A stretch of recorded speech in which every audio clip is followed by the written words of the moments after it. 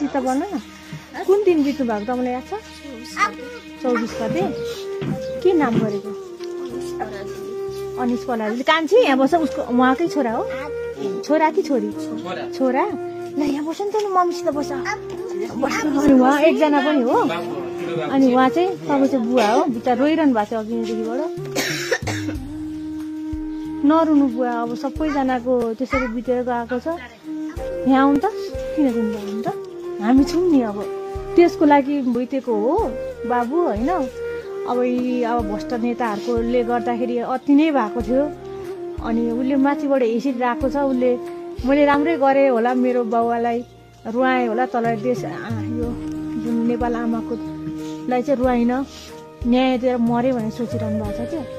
तपाईँ नरुनुहोस् त बुवा हामी छौँ नि अब त हामी छौँ नि एउटा मात्रै छोरा कि कतिवटा छोरा एउटा मात्रै हो ए बहिनी नरौ त तिमी नरौ त हामी छौँ नि यहाँ आऊ त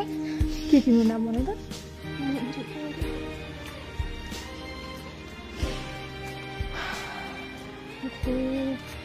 कति वर्ष भयो कान्छा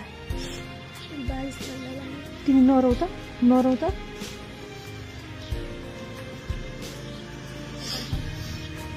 यहाँ आउनु त बुवा यहाँ आउनु त कसैले केही यताउति सहयोगहरू यताउति केही कसैले केही गरेछ आउनु भएको ए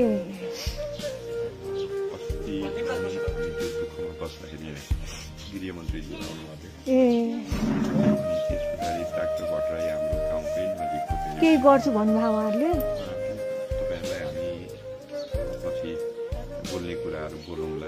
उहाँ बाबु पनि है कति वर्षको तिमी 14 वर्षको लाग्यो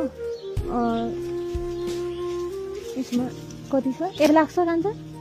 1 लाख छ यसमा 80 छ 20 छ यसमा 80 यो 1 लाख 20 भयो होइन 180 भयो यो 80 भयो यो 1 लाख भयो यो 180 भयो अनि यो 20,000 चाहिँ बुवालाई छुट्टै केही यताउति चल्नुमा भनेर के है अनि त्यो गरेको छु अनि नानी यहाँ आऊ त अब ज्ञानी भएर पढ्ने कहाँ पढ्ने हो तिमी कसको छोरा रे भन त बाबाको नाम भन्छौ त बाबाले हेरिरहनु भएको छ माथिबाट अब जे भए पनि अब हामी छौँ है बुवा हामी छौँ है कोही नभए पनि देशमा कोही भएन भने पनि आशीर्वाद नाम चाहिँ तपाईँको पक्षमा छ है सधैँभरि छ